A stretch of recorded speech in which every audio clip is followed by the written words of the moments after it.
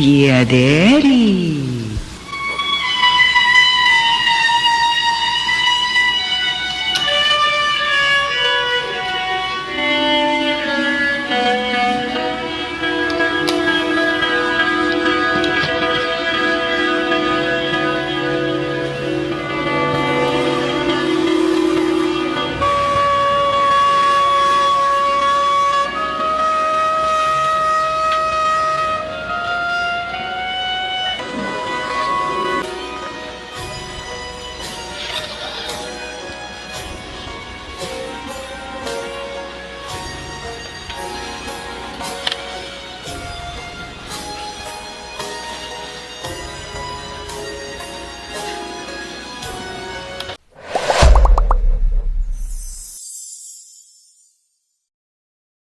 Guys, magandang araw. Lagi ko kasi napapanood si Boss Toyo, guys, na bumibili ng mga luma o mga antique at saka mga historical na mga bagay.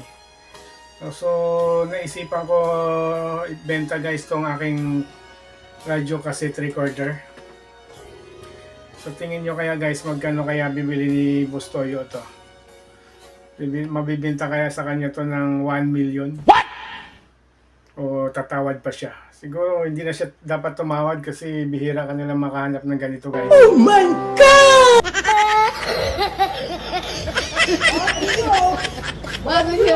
Oh my God!